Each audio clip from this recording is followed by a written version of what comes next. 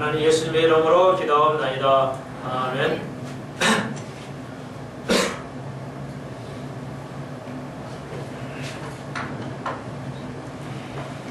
네. 같은 설교 한 번 하고 또 하기가 굉장히 어렵습니다. 목회자들은. 같은 설교를 하지는 않습니다만은, 그러니까 제목 설교할 때, 같은 그 구절을 가지고 제목 설교할 때 굉장히 어렵습니다.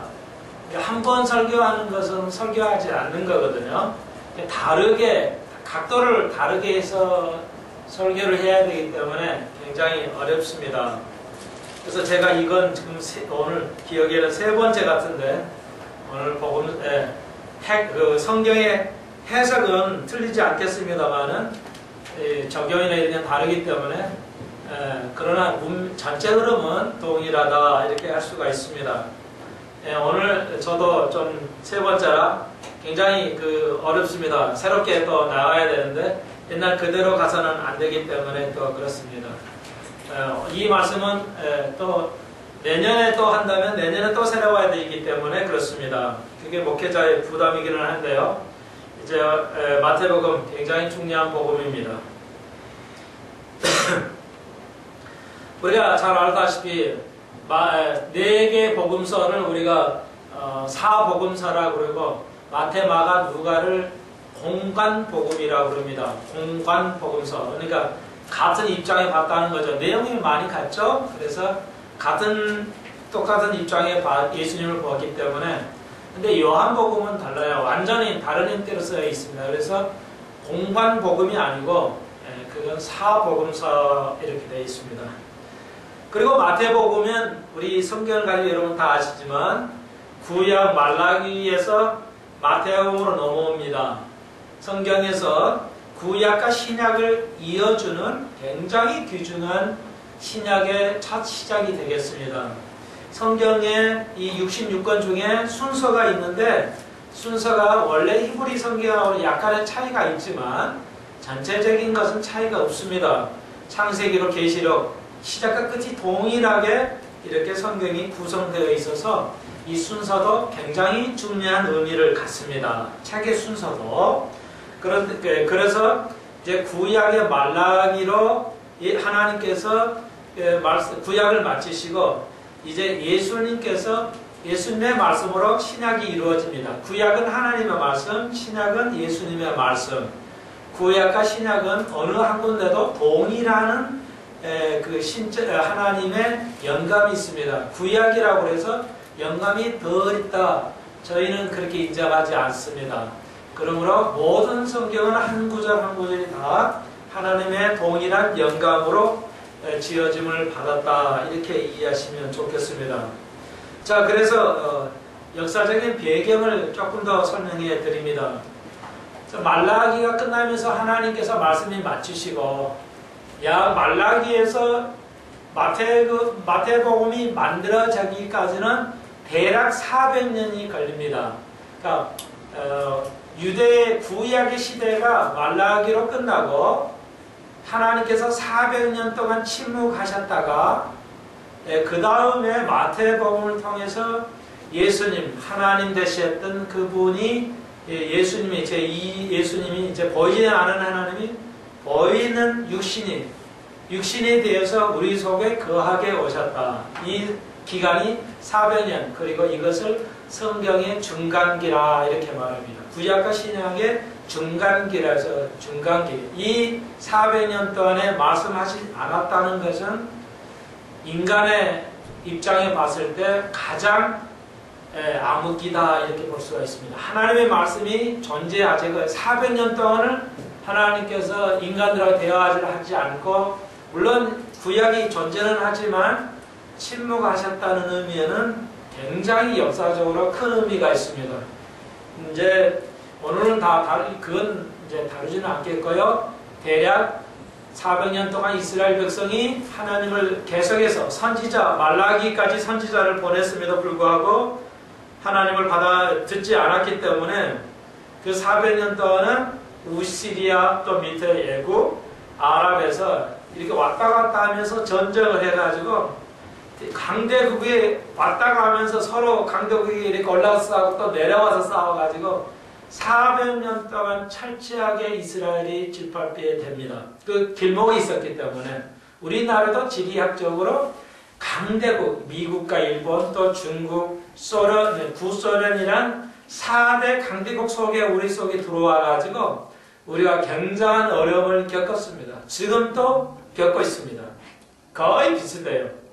마찬가지로 우아래 그 당시 세계 초강대국이 전쟁함으로써 그 길목에 있기 때문에 길목을 안 열어주면 그냥 밟고 지나가고 다 부셔버리고 지나가고 이래서 자그마치 하나님을 순종하지 않는 결과 400년 동안 이스라엘은 초토화됩니다. 그러니까 아주 우리가 그 생각이 하나님의 말씀이 계시지 않는 것 그리고 하나님이 침묵하실 때 그 엄청난 일들이 벌어진 것을 우리가 조금은 여러분이 들으셨을 것입니다. 그리고 이제 400년 만에 하나님의 입을 여시는데 그건 더 강하게 예수님께서 이 땅에 오셔서 육신이 성육신이 돼서 그러니까 그 보이지 않는 하나님께서 이제 보이는 이제 하나님으로 오시게 되죠. 그러니까 여기서 우리가 그 그노시즘이라고 그러는데 영어로 그노시즘이라고 그러고 이제 정확한은 나티즘이라고 하는데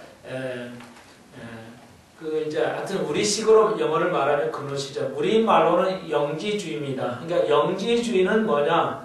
보이지 않는 하나님을 인간의 언어로 설명할 수 없다 이렇게 주장하는 교리가 영지주의입니다. 꼭 아셔야 돼요. 그래서 지금에도 한국 교회 내에는 영지주의가 굉장히 많이 퍼져 있어요. 본인들은 못 느끼지만.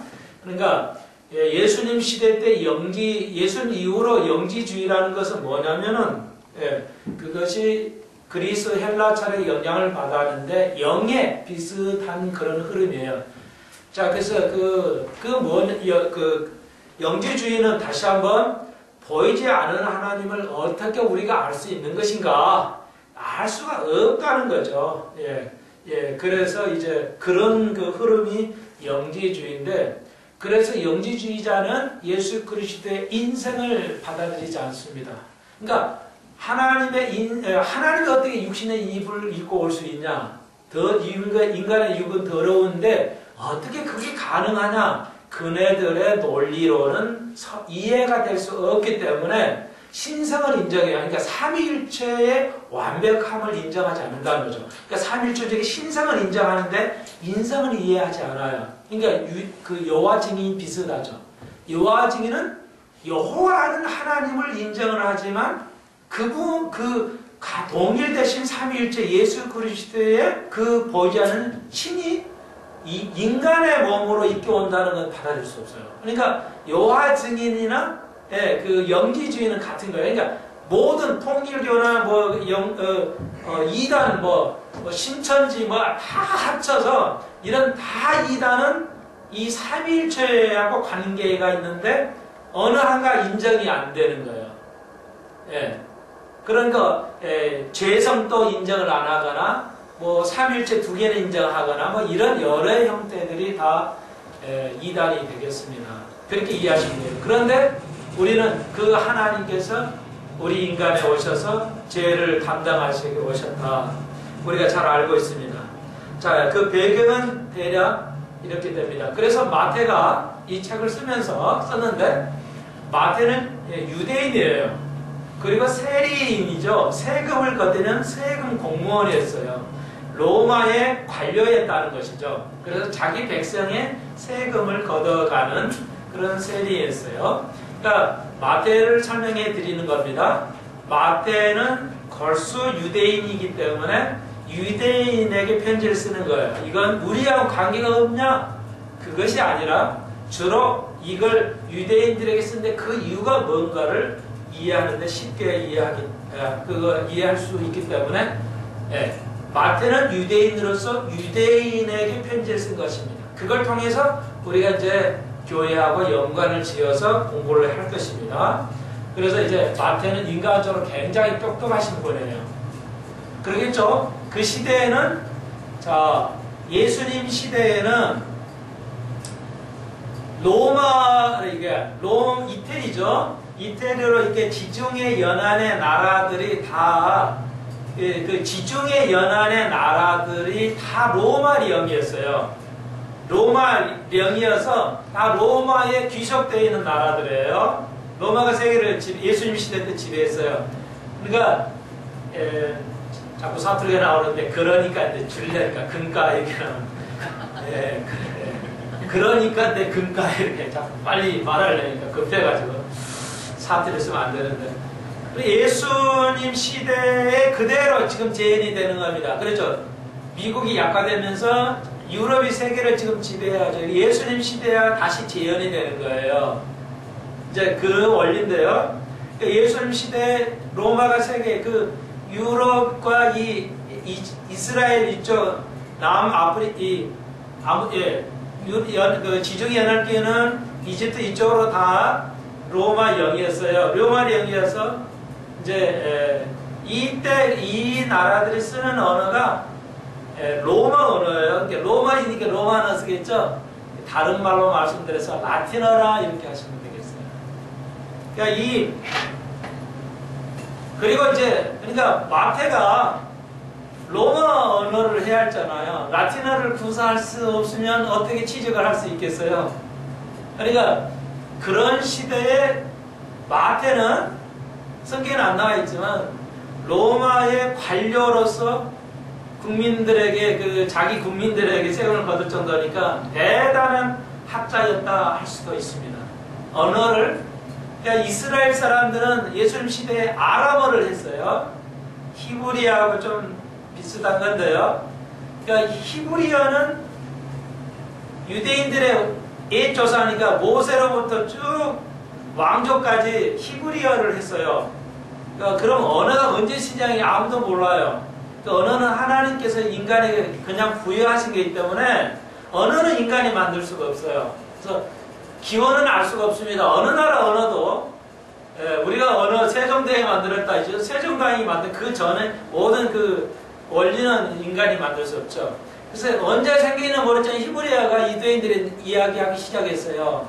그리고 그 히브리어를 했지만 바벨론에 70년 잡혀 오다 보니까 거기서 살고 일부만 이렇게 와서 믿음의 사람들 일부만 이렇게 이스라엘에 왔기 때문에 70년 살면 한 나라가 통째로 그냥 다른 나라를 가지고 우리나라 국민들이 우리나라 전 국민이 미국에서 70년 살면 뭐예요? 한글은 거의 잊어버리고 영어만 하겠죠.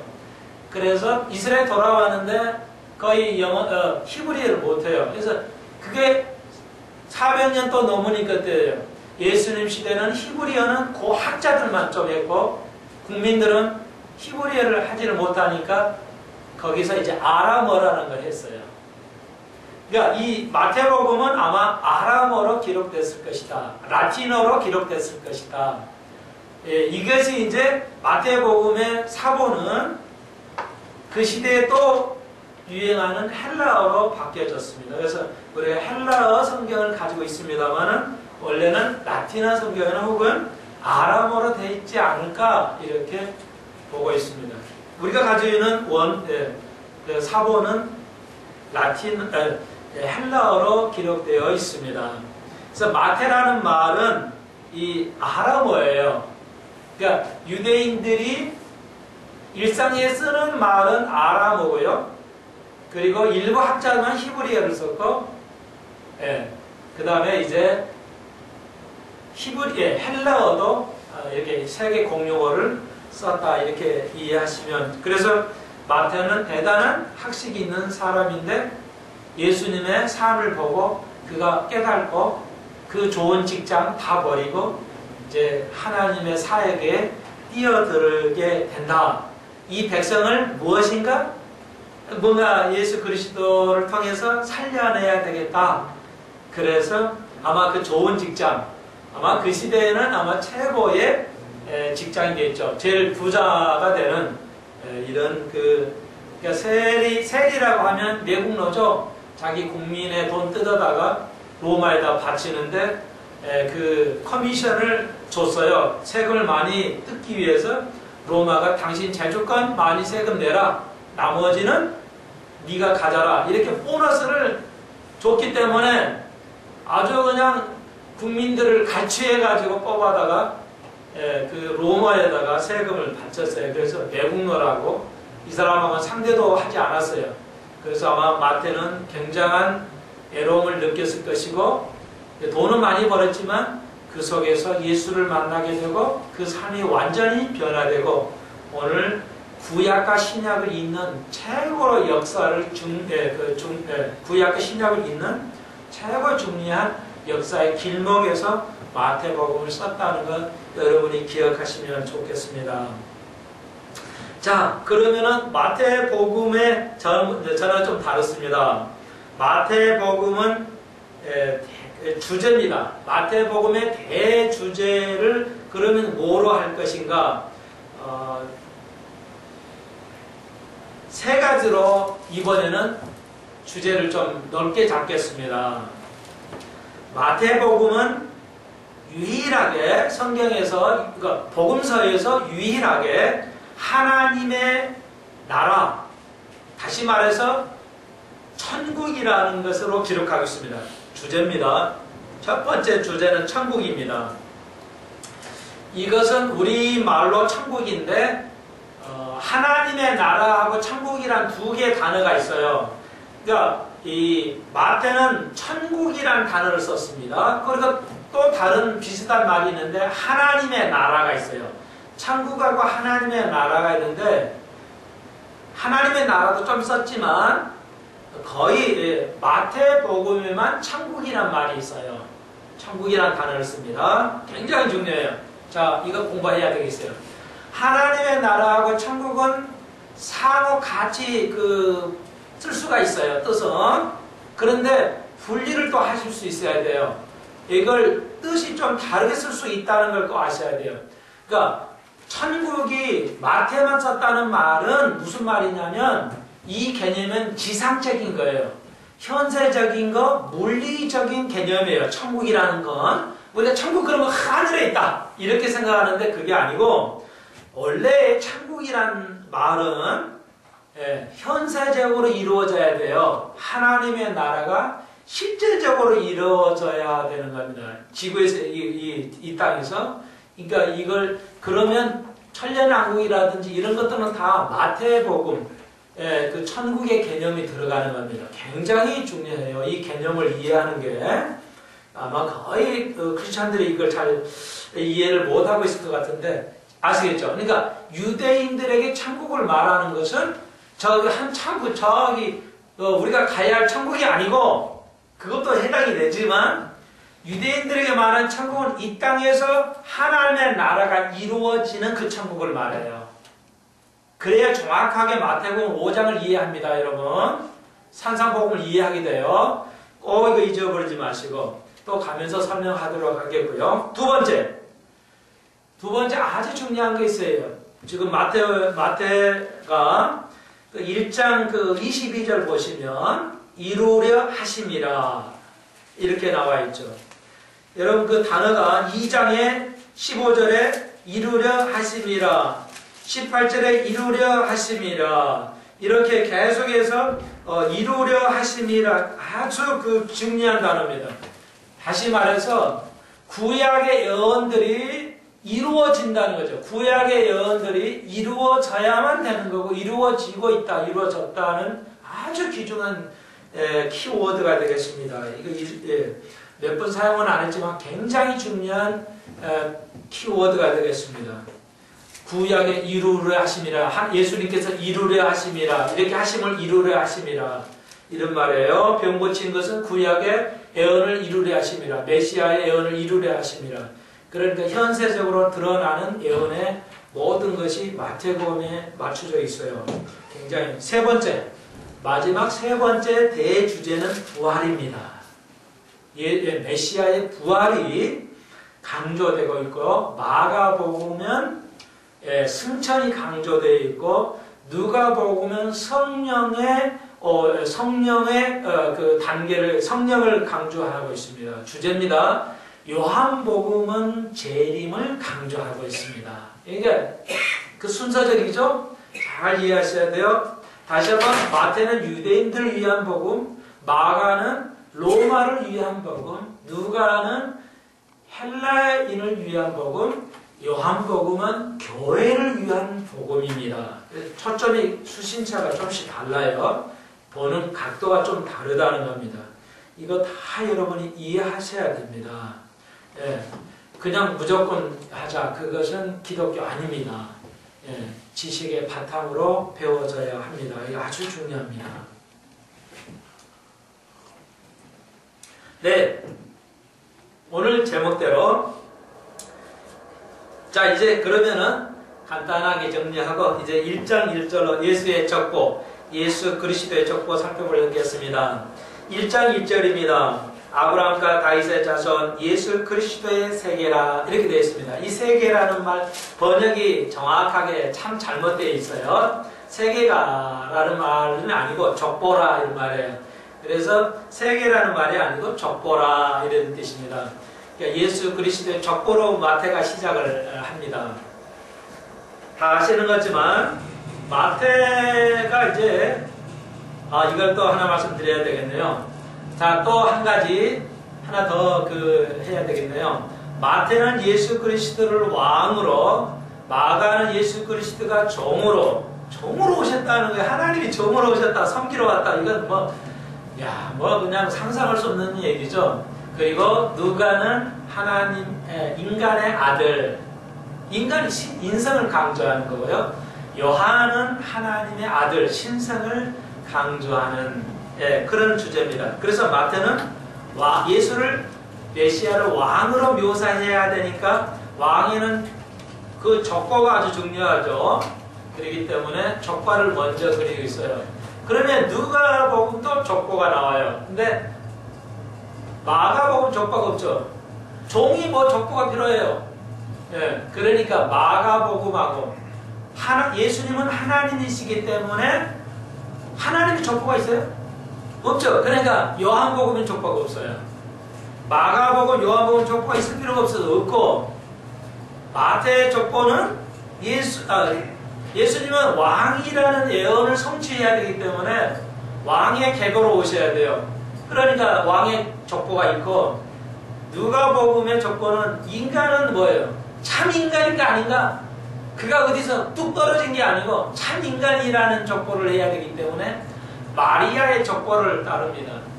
오늘 시간이 되면 누가의 족보하고 이걸 좀 간단하게 비교를 하겠습니다. 그래서 예수 그리스도의 족보라. 족보가 이렇게 중요한 겁니다. 우리나라만 족보 중요시하는 게 아니라 유대인들도 이 족보를 굉장히 중요시해요. 예수 그리스도. 예수 뜻이 뭐예요? 예수는 헬라어 말이에요. 그게 우리나라 말화 됐어요. 헬라어 말이에요. 마태는 또 아람어인데 여기는 또 헬라어로 되어 있어요. 예수 뜻이 그게 자 이제는 오후 시간은 성경 공부로 좀 나가겠습니다. 예배식으로 안 가고요. 질의응답 다 받으면서 나가겠어요. 질의하셔도 좋아요. 질의하셔도 좋고 예수는 구원자라는 뜻이죠. 구원이라는 뜻입니다. 여호와는 스스로 있는 자입니다. 예수 뜻이 뭐다고요? 구원입니다. 그리스도 뜻이 뭐죠? 그리스도.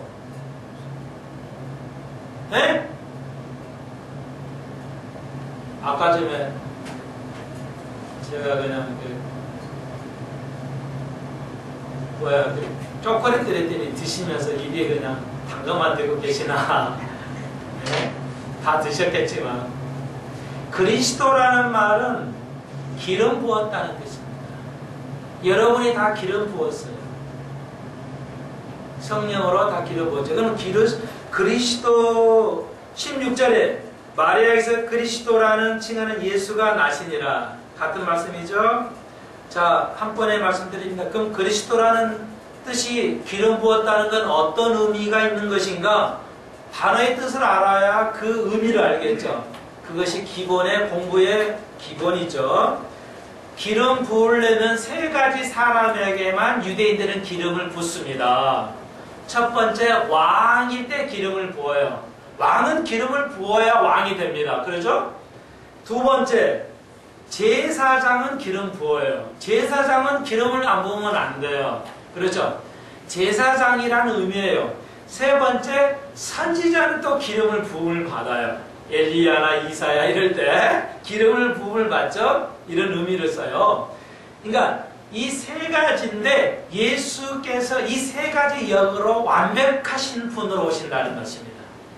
마태는 다 그렇지만 마태가 지금 얘기하고 싶은 것은 이 세 분의 역할을 완벽하게 하실 분이 누구냐? 예수 그리스도라는 거예요. 아시겠죠? 이건 우리가 다 배우고 있으니까 우리가 왕 같은 삶을 살아야 돼요.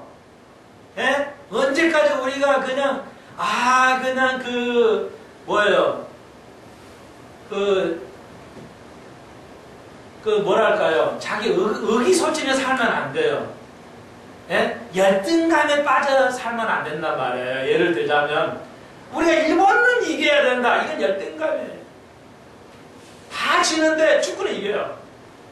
그러니까 축구할 때는 무조건 우리는 다 져도 일본은 이겨야 된다. 이런 아이도 관념을 가지고 있어요. 이게 열등감이에요. 사실. 일본에 대한 열등감. 일본 다 망해야 우리가 망해야 된다. 이렇게 막 유튜브에도 나오죠. 우리. 그러니까 일본도 한국 망해야 돼. 이런 젊은이가 이런 마인드 가지고 있으면 안 돼요. 그러니까 우리가 일본 이겨야 돼. 여러분이 저 사람하고는 이겨야 돼. 내가 월급 저보다 더 많이 가져야 돼. 제보다는 항상 내가 더 좋아야 돼. 더 잘해야 돼. 목사가 더 심하게 말씀드려요. 목사는 뭐예요? 목사끼리 만나면 뭐예요?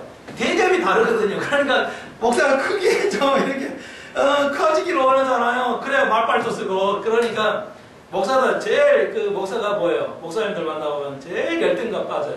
열등감 빠져가지고 뭔가 좀 있는 것 좀 자랑하려고 얘기를 해요. 예. 그러다가 내가 옆에서 한 마리 톡톡 쏘면 말이야. 감당을 못하죠, 목사님들이. 그래가지고 굉장히 제가 오해를 많이 받습니다만은 참 괜찮아요. 나무래도 괜찮아요. 나는 화 안 냅니다. 그런 거. 저를 비판해도. 자, 그러니까 자, 보십시오. 얘를 적용을 해요.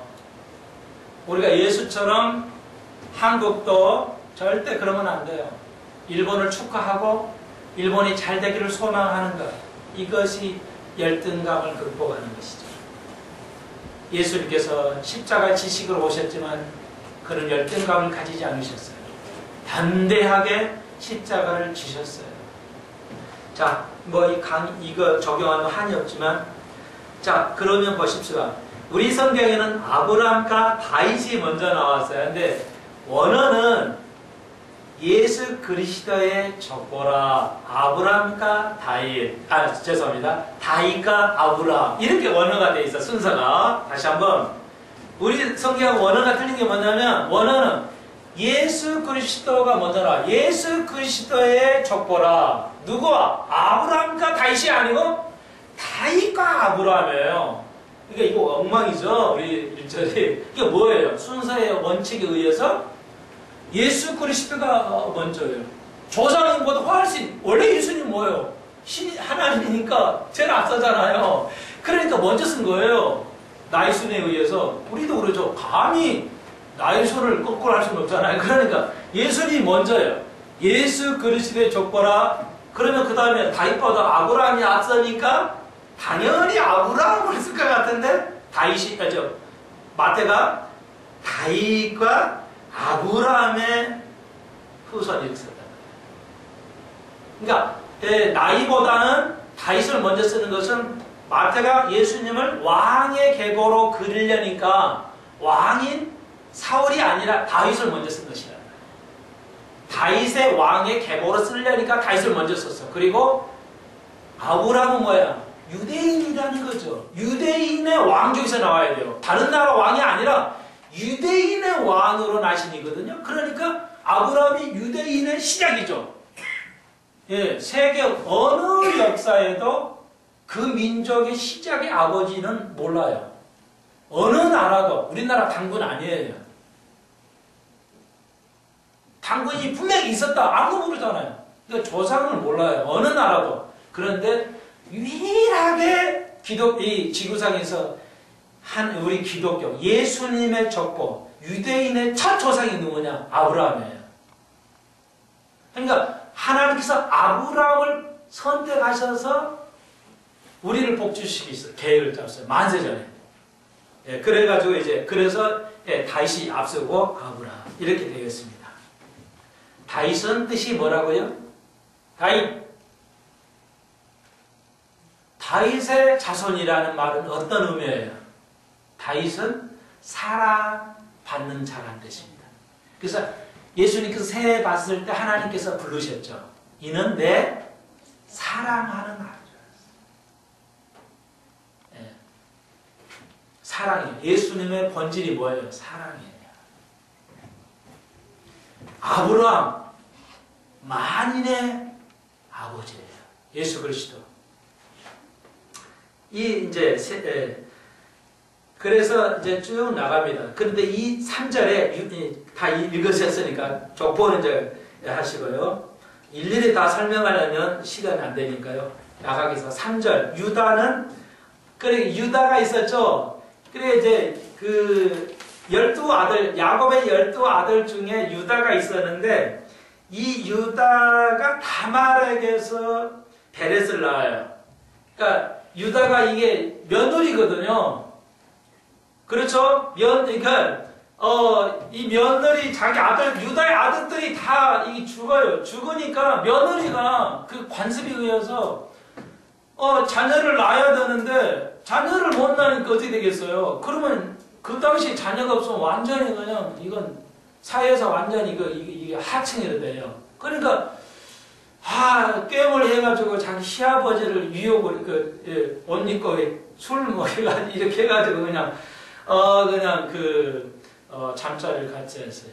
그래서 베레스를 이제 세라를 낳게 돼요. 예.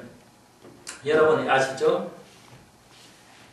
왜 이렇게 가장 더러운 것을 족보에 그릴 수 있을까? 기독교만이 할 수 있는 겁니다. 이건 어느 족보에 이런 걸 치욕적인 걸 넣을 수 있겠어요? 기독교만이 할 수 있습니다. 예. 정말 대단하죠. 족보에 이렇게 넣을 수 있다. 유대 사회에서 받아들일 수 없어요. 예. 어느 나라도. 그러면 왜 족보에 넣었을까요? 마태가.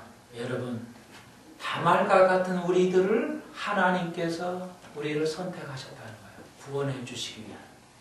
우리가 다말보다 더 나을 수도 있지만 못할 수도 있어요. 그러니까 하나님께서는 특히 또 구약의 그 유대인들에서 여성은 족보에 들어갈 수가 없거든요. 예, 고대 사회에서.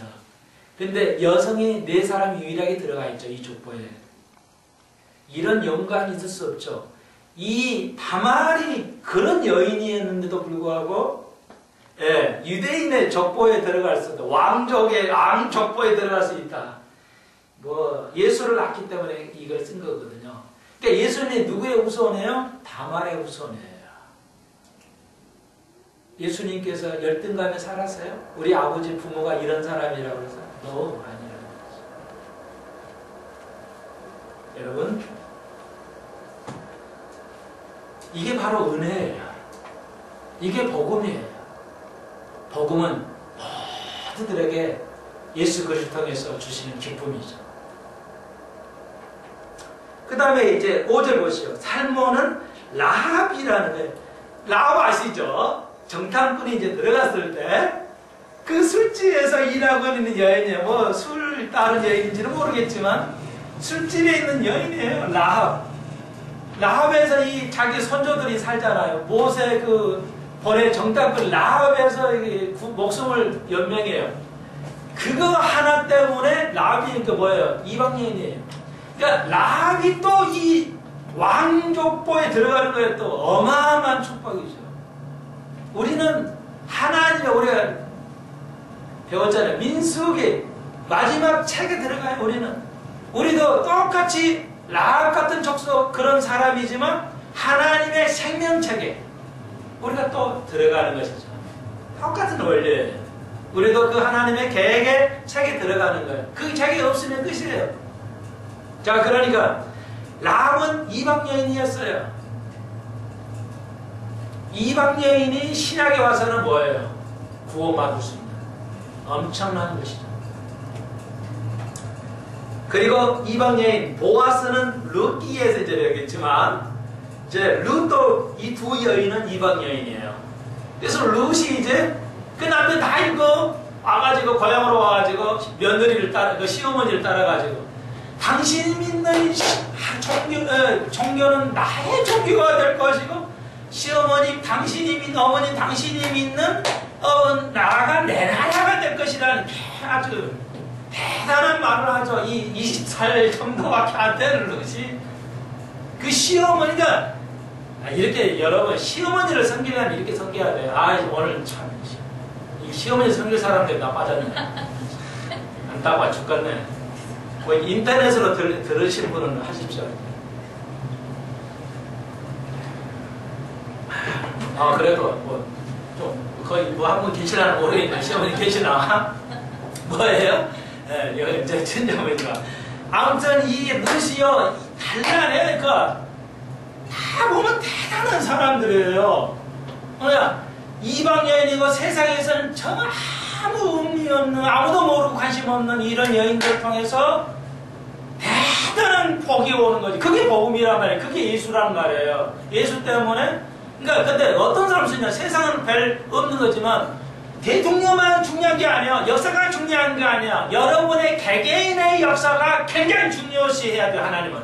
예수님은 복음은 유대한 인물만 그냥 그 유대한 게 아니라 여러분의 하루하루. 오늘 내가 처음 들었네. 우리 그 김효숙 권사님이 매일 물을 그 무거운 물을 여기다 떠놓으신다는 거야. 권사님께서. 그 얼마나 아름다운 그 섬김이냐고. 내가 눈물이 푹 나더라고. 지금도 나지만 말이죠. 그래, 그거 아무것도 아니지만 그 자그마한 정성이 말이야. 그게 섬김이거든요. 그게 섬기는 거예요. 하늘에서 제일 큰 거예요. 목사가 제일 큰 게 아니라, 전도에서만 큰 게 아니라, 하게 모르게 작은 것을 하는 거. 그게 제일 큰 그 하늘의 삶을 사는 거죠. 그런데 예수 그리스도는 여러분의 개개인의 그 자그마한 삶에 관심을 둔다는 것입니다. 세상 사람은 저도 큰 거 하는 거에 관심을 둘 수 있지만 예수 그리스도는 아무도 모르는 라합과 그런 룻과 같은 사람을 관심을 둔다는 겁니다. 사랑하시고 관심을 둬요. 그게 예수 그리스도예요. 그런데 그가 어떻길래 룻 보십시오. 그 시어머니를 사랑하는데 며느리에 또 며느리가 있었죠. 며느리는 다 한 며느리 가는데 자기는 뭐예요?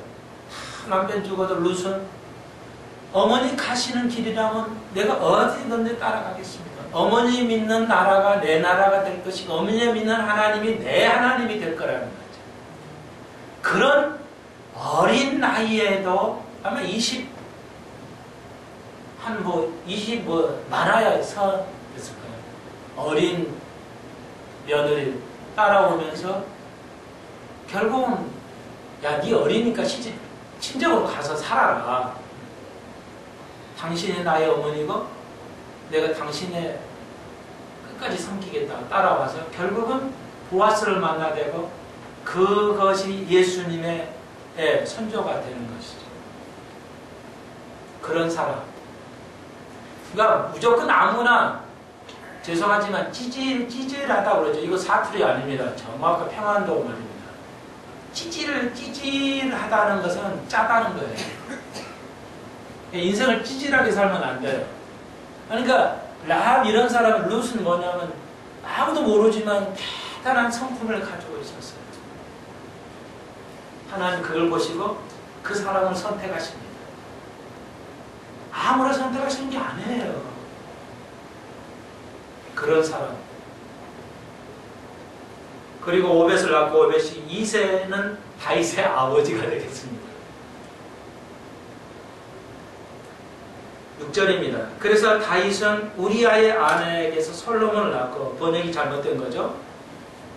무슨 남자에서 다른 남자에서 낳았어요. 이게 말이 안 되죠. 잘못된 번역이고요. 고치셔야 됩니다. 다윗은 우리아의 아내였던 바세바에서 낳았다. 그러니까 우리아의 아내였어요. 아내가 아니에요. 그러니까 여기는 형제이라고 잘못된 문법인데 우리아의 아내에서 난 게 아니고 우리아의 바세바의 우리아의 아내였던 바세바였던 아내에게서 그러니까 이건 우리말로는 우리아의 아내였던 바세바에서 솔로몬을 낳게 되죠. 결국 우리아는 죽고 그 다음에 다윗이 이제 정식으로 결혼해서 아이를 낳는데 첫 아이는 죽고 그 다음에 솔로몬을 밧세바에서 낳은 아이가 솔로몬이 되겠습니다. 그리고 그 왕족이 그 솔로몬으로 내려가게 되죠. 다윗의 아들들이 많이 있었는데요. 밧세바의 엄마의 아들 솔로몬으로 왕권이 내려갑니다. 자, 그렇게 이해하시면 되겠고 8절로 가봅니다. 8절에는 아사는 여호사밧을 낳고 여호사밧은 요람을 낳고 요람은 우시아를 낳는데요. 이건 일부러 뺐습니다. 마태가 족보를. 그러니까 아하시아, 요아스, 아마시아라는 왕을 뺐는데 이거 배볼기는 없는 왕이라 그냥 싹둑 빼버리고 14대로 맞추려고 그랬어요. 14대로. 다윗이란 뜻이 14란 뜻이에요. 다윗을 숫자로 표시하면 14대예요. 그래서 14대, 14대, 14대로 마태가 쉽게 왕족을 기억하기 위해서 아마 14개로 맞추려고 하다 보니까 별 볼일을 왕은 빼버리고 14대로 맞췄습니다. 여러분 그것은 역대상하에 있기 때문에 우리가 그때도 다루도록 하고요. 11절 바벨론으로 이가할 때까지 요시야는 요고냐와 그 형제를 낳으니라. 그러니까 요고냐는 여호와긴입니다. 여호와긴 다음에 마지막 바벨론의 왕에서 임명받은 사람이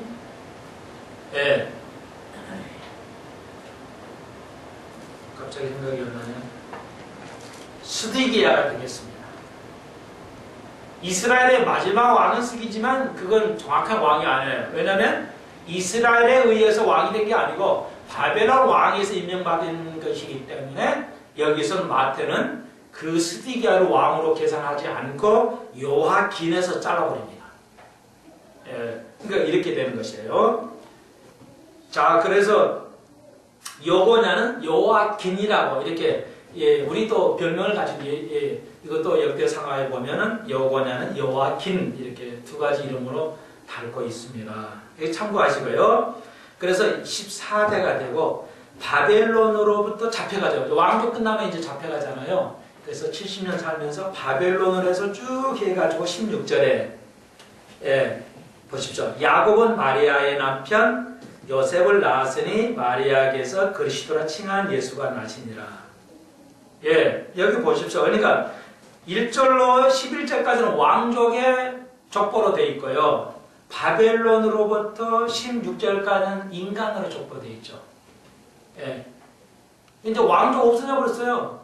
이건 예레미야 예언됐죠. 왕족이 이제 너희는 요아긴에게 말해요. 여기 요고냐. 요고냐에게 하나님이 예레미야가 말씀하죠. 너부터는 무자할 것이라고 그러죠. 예레미야서에서. 그러니까 뭐냐면 왕족은 계속 가겠지만 왕위는 너 요아긴 요고냐로 끝난다는 겁니다. 이 말입니다. 그래서 요고냐로 지금 마태가 딱 족보를 끊어요. 이해하시겠죠? 그리고는 이제 바벨론 들어가면서 왕족은 흘러가겠지만 왕위는 없기 때문에 그 왕족의 일가로 쭉 또 내려옵니다. 왕의 일가가 한 번도 이게 빠지지 않고 그 혈육으로 내려와요. 왕족이. 그래가지고 결국은 16절입니다. 그러니까 예수님의 아버지가 요셉이잖아요. 요셉의 아버지, 그러니까 예수님의 할아버지가 되겠는데 야곱입니다. 그런데 여러분이 성경을 제대로 공부하시는 분은 오늘 요거 공부만 알려드리겠어요. 누가복음을 좀 마가복음을 찾고 계시고 누가복음 3장을 보십시오. 누가복음 3장에 보시면은 3장 23절에 보시면은 인간의 족보가 있어요. 누가는 예수를 사람의 아들로 했다고 그랬죠. 그러니까 인간의 족보, 아담까지 족보를 내리는데요. 23절 보시면 예수님께서 가르칠 때 시작할 때 30세쯤 되시더라. 사람들이 아는 대로 요셉의 아들이니 요셉의 이사는 헬리라고 그랬어요. 야곱이 아니고 헬리라고 그랬단 말이에요. 그러니까 여기서는 마태는 야곱이고 여기는 헬리니까 뭐냐? 요셉의 아버지가 두 사람이냐? 그게 아니라 헬리와 야곱으로 불리워졌던 것 같습니다.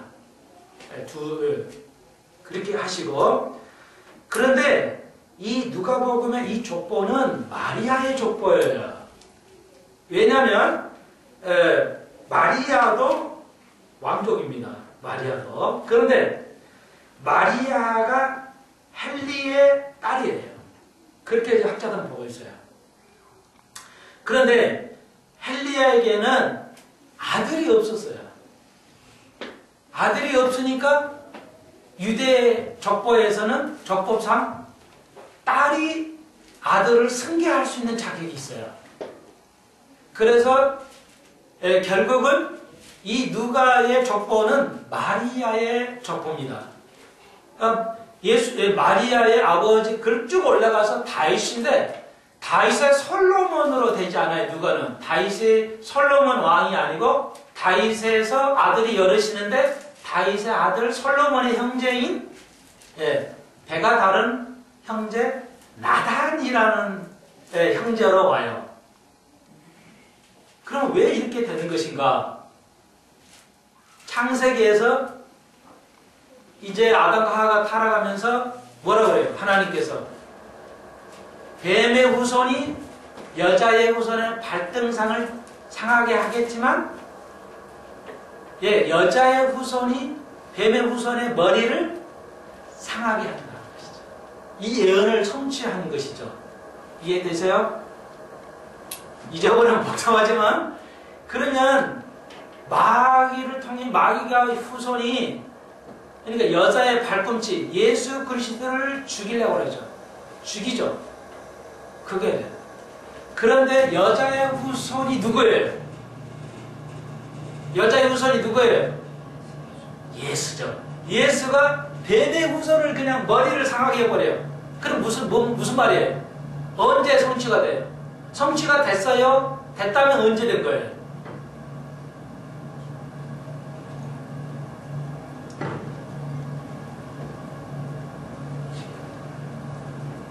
자, 그러니까 창세기에, 그러니까 자그마치 창세기에서 마태 시간이면 기간이 얼마예요?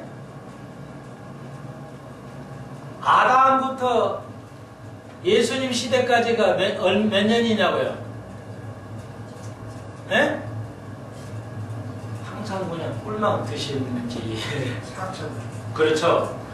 자그마치 4,000년의 역사가 거기서 끝나는 거예요. 대략. 성취가 되는 거예요. 그래서 성취가 되는 거예요. 이루려야 하는 거예요.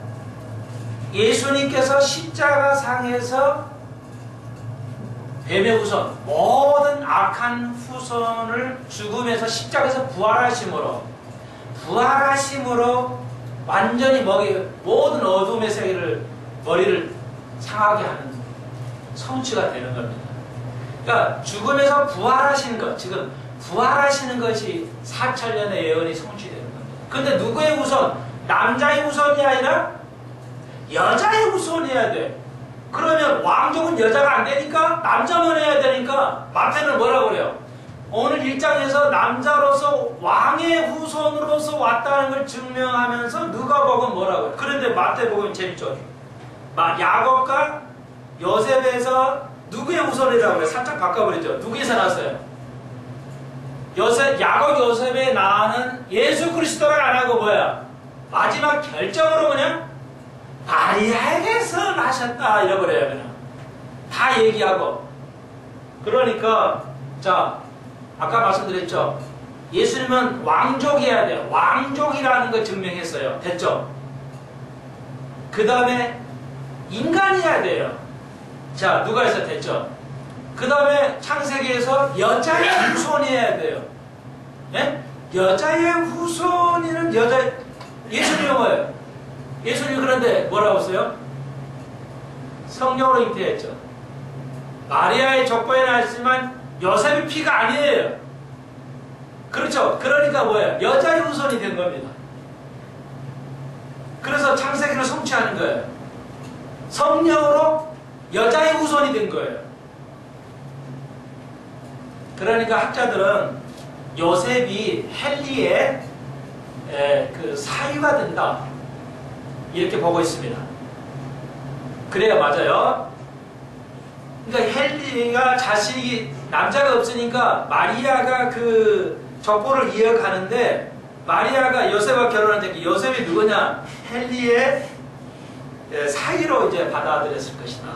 그래서 결혼하고 왕족과 인간의 족보, 그러면서도 창세기의 여인의 여자의 후손으로서 태어나신 것이다. 성령으로 말하면 여성의 여자의 후손으로 태어나서 완전하게 세계의 예언을 성취합니다. 이루게 됩니다. 그러므로 마태가 가리키는 모든 것은 그대로 이루어진다. 그것이 오늘 마태복음의 족보가 해당이 되겠습니다. 완벽하게 성취된 것입니다. 다음 시간에 18절로 공부를 해가도록 하겠습니다. 질문 있으면 다음 시간에 메모해 오시면 공부하시면서 해나가도록 하겠습니다. 한 주간 이 말씀대로 살아가는 왕과 제사장과 세 가지 사역을 살아가시는 예수뿐만 아니라 여러분도 왕과 제사장과 선지자들로 한 주간을 살아가시는 귀한 분 되시기를 주의 이름으로 축원드립니다. 네. 기도드립시다. 주님 감사합니다.